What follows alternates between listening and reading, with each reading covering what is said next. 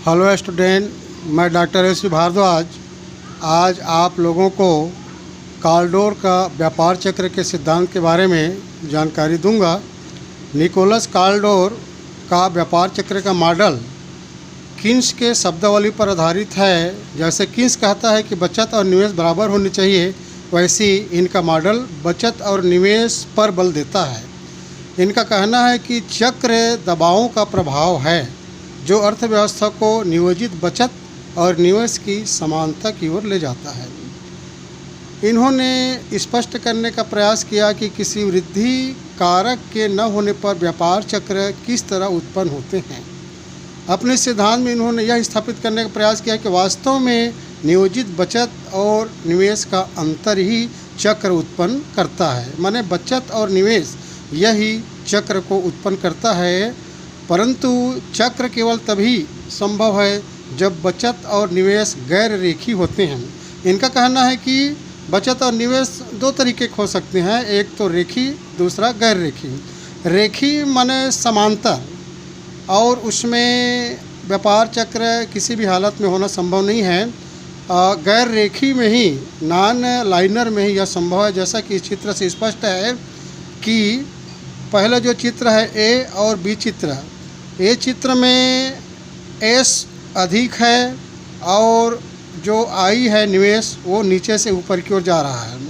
Y पर दोनों एक दूसरे पर मिलते हैं। और दूसरे चित्र बी में सेविंग नीचे है और इन्वेस्टमेंट ऊपर है, और जो एक दूसरे को वाई जीरो आय के स्तर पर मिलते हैं। चित्र के भाग ए में जो ये भाग है उसमें वाई जीरो के आगे ए अधिक हो जाता है एस से, और चित्र बी में वाई जीरो के आगे एस अधिक हो जाता है आई से। तो ये संतुलन की स्थिति वाई की स्थिति है, और इसके आगे दोनों में जो अंतर आता है, ऐसी स्थिति में ही जो असंतुलन की स्थिति होती है उसमें व्यापार चक्र की स्थिति निर्मित होगी, ऐसा इनका कहना है। इसके पश्चात हम लोग देखेंगे कि ऐसी स्थिति असीमित प्रसार, पूर्ण रोजगार तथा अतिस्फीति की दशा उत्पन्न करेगी, जो वाई जीरो के बाद की स्थिति है वे। तब आगे इसके गैर रेखी फलन के आधार पर ही बचत और निवेश जो फलन का व्यापार चक्र है इसका काल्डोर का, उसको समझाया जा सकता है। जैसे गैर रेखी फलन का सबसे पहले निवेश को यहाँ पर बताया गया है। जो निवेश आई वक्र लगभग सपाट की स्थिति में है एक स्थल पर, जैसे कि यहाँ पर स्पष्ट है, ये यहाँ से यहाँ तक की स्थिति को सपाट कहा जा सकता है जो ज़्यादा गति से नहीं चल रहा है। वैसे फिर यहाँ से यहाँ तक की स्थिति को सपाट कहा जा सकता है जो अधिक गति से नहीं चल रहा है। ये ऐसी स्थिति को यहाँ पर सपाट कहा जाएगा। और आय के ऊंचे स्तर पर जब अर्थव्यवस्था संकुचन अवस्था में प्रवेश करता है तो आय वक्र पुनः सपाट हो जाता है।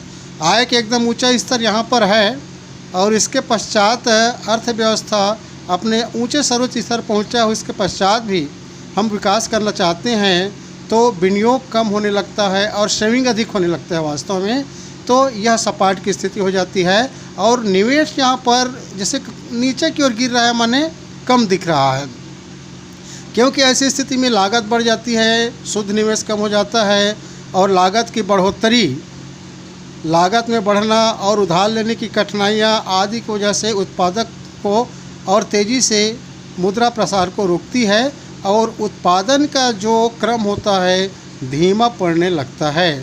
तो ये आपका निवेश की स्थिति है, यहाँ सपाट और यहाँ सपाट की स्थिति। इसी तरीके से गैर रेखी बचत को चित्र ये 10 है उनके द्वारा बताया गया है।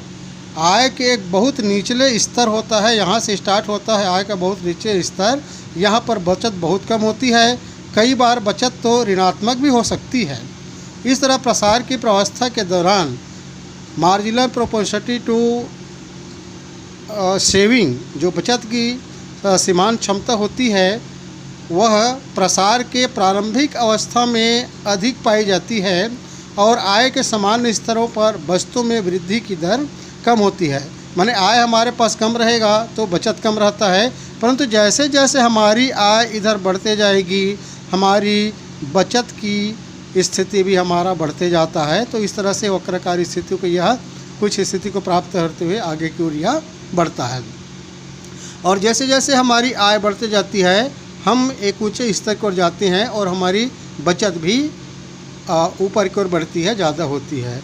यदि गैर रेखीय बचत तथा निवेश वक्रों को इकट्ठा एक साथ प्रदर्शित किया जाए, ये दोनों वक्र है, इन्वेस्टमेंट वक्र और सेविंग वक्र, दोनों को एक साथ अगर प्रदर्शित किया जाए तो जो नीचे चित्र बताया गया है उसके आधार पर वह दिखाई देगा। निवेश जो है हमारा ए तथा बी स्थितियाँ यहाँ की स्थिर स्थितियाँ हैं, जैसा कि इसमें चित्र से स्पष्ट है। ए तथा बी स्थितियाँ संतुलन की स्थिति है जहाँ पर एस और आई एक दूसरे को स्पर्श किए हुए हैं। सी असंतुलन की स्थिति है, सी ऊपर की ओर भी जा सकता है और यह नीचे की ओर भी डाउन हो सकता है, गिर सकता है, और यह एक अस्थिर स्थिति को बताता है। जैसे कि पूंजी स्टॉक जो होता है, काल्डोन स्पष्ट है कि पूंजी के स्टॉक को एक अन्य चर के रूप में भी प्रयोग किया जा सकता है। इनका कहना है कि जो सेविंग होता है उनको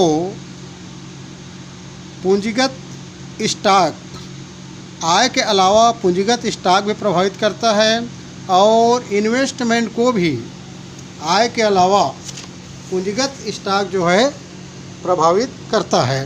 तो ये है अपना एस बराबर एफ वाई के और आई बराबर एफ वाई के, और इस तरह से संकुचन की अवस्था में मार्जिनल प्रोपेंसिटी टू इन्वेस्टमेंट अधिक होता है मार्जिनल प्रोपेंसिटी टू सेविंग से। सेविंग और इन्वेस्टमेंट दोनों जो पूंजीगत मात्रा रहती है आय के अलावा पूंजीगत स्टॉक पर भी इसका निर्भर करता है। और इस प्रकार से हम देखते हैं कि प्रसार की जो स्थितियाँ निर्मित होती है उनको हम यहाँ पर देखेंगे कि कैसे निर्मित होती है। काल्डोर अपने व्यापार चक्र की प्रसार प्रवस्था को 3 दशाओं में स्पष्ट किया हुआ है, जैसे कि चित्र से स्पष्ट है। 12वें नंबर के चित्र में इस अवस्था में स्थिति y 0 से प्रारंभ होता है।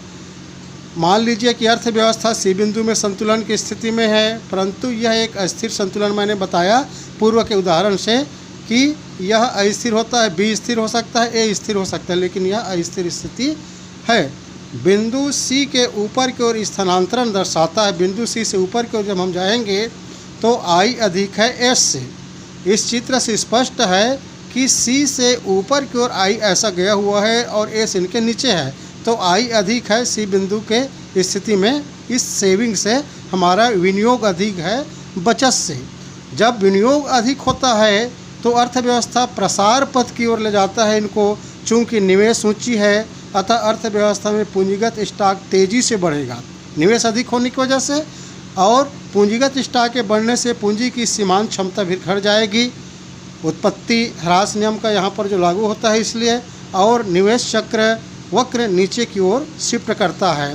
तो इस बी बिंदु के बाद निवेश नीचे की ओर डाउन होने लगता है बढ़ने के बजाय। उस समय जब अर्थव्यवस्था में पूंजीगत स्टॉक में वृद्धि होती है तो यह अर्थव्यवस्था की आय में बढ़ोतरी करेगा, आय बढ़ेगा हमारा, जिससे बचत बढ़ेगी।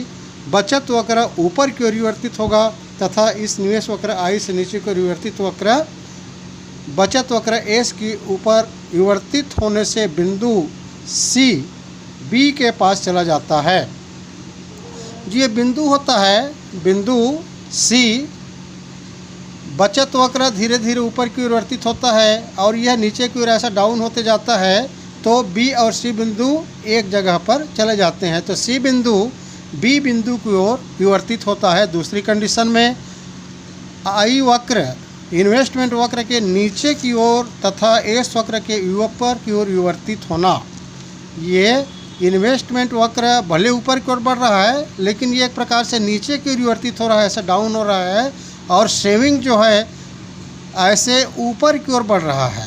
तो इनको यहाँ पर बताया गया है आई वक्र के नीचे की ओर तथा एस वक्र के ऊपर की ओर विवर्तित होने की यह प्रक्रिया चलती रहती है जब तक कि दोनों वक्र एक दूसरे को प्रतिच्छेदन नहीं करते तथा बिंदु सी और बिंदु बी मिल नहीं जाते। बिंदु बी और सी यहाँ पर y2 की स्थिति में एक जगह पर ये मिल गए हैं, जैसे कि चित्र में स्पष्ट है। और इन स्थितियों में दोनों ही दिशाओं में एस अधिक होता है आई से।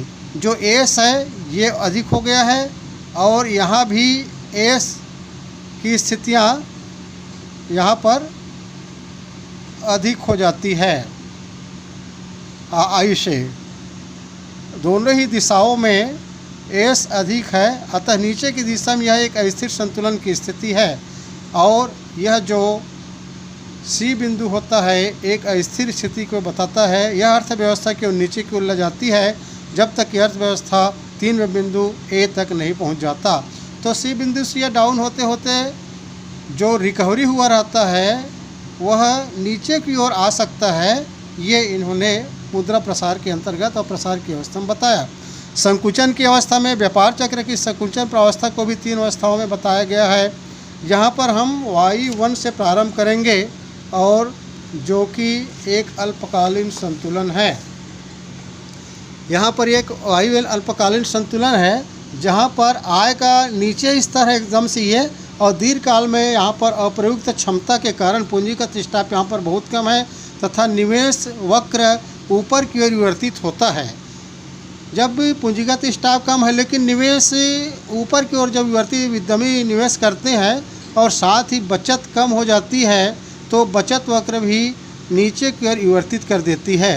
तो स्विंग वक्र जो है ये नीचे रहता है और नीचे की ओर यह भाले ऊपर की ओर बढ़ रहा है, लेकिन इन्वेस्टमेंट से सेविंग की स्थिति यहाँ पर नीचे की स्थिति को नीचे की ओर जा रहा है। ये जो सेविंग है ये सेविंग ये यहाँ से कट करके ऐसे ये नीचे की ओर आ रहा है और इन्वेस्टमेंट पूंजीगत स्टॉक जो कम रहता है लेकिन निवेश बढ़ाया जाता है तो ऊपर की ओर जाता है।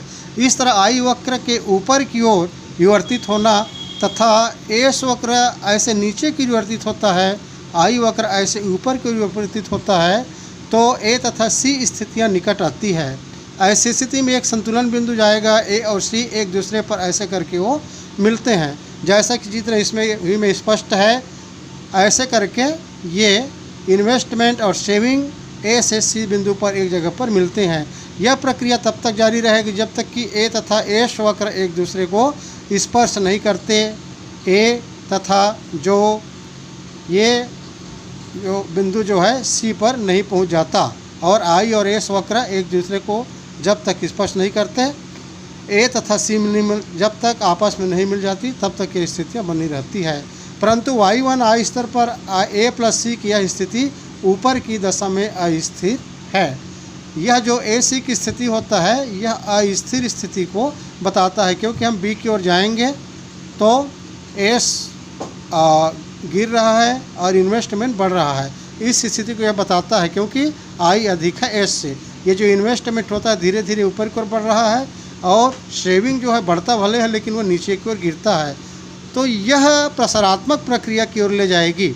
जब हम इन्वेस्टमेंट बढ़ाएंगे और सेविंग ऊपर की ओर जाता है और बाद में सेविंग में धीरे धीरे गिरावट में कमी होते जाती है, इन्वेस्टमेंट बढ़ेगा तो मंदी की स्थिति से यह प्रसार की स्थिति की ओर धीरे धीरे ऊंचाइयों के ले जाती है और प्रकारात्मक प्रक्रिया की ओर ले जाएगी जब तक कि अर्थव्यवस्था बिंदु बी पर आय के ऊंचे स्तर y2 पर नहीं पहुंच पाती। बिंदु बी से आई तथा एस वक्र धीरे धीरे इस चित्र के अनुसार आई में दिखाई गई स्थितियों पर पहुंच जाएगी और चक्रीय प्रक्रिया पुनः प्रारंभ हो जाएगी। तो ए प्लस सी की स्थिति से बी बिंदु पर पहुंच जाएंगे और यहाँ पर हमारा विनियोग पूरा ऊपर की ओर जाएगा और पुनरुद्धार रिकवरी की स्थिति को यहाँ पर स्पष्ट करेगा। तो इस तरह से जो काल्डोर महोदय बचत और निवेश की समानता होगा वहाँ पर व्यापार चक्र उत्पन्न नहीं होगा, उनके आगे या पीछे व्यापार चक्र निर्मित होगी। इस बात की जानकारी इन लोग आरेखीय आरेखीय प्रोग्राम के अंतर्गत इन्होंने इसको बताया है। और जो भी समस्या आएगी इस पर अलग से आप लोग चर्चा करेंगे। धन्यवाद। बहुत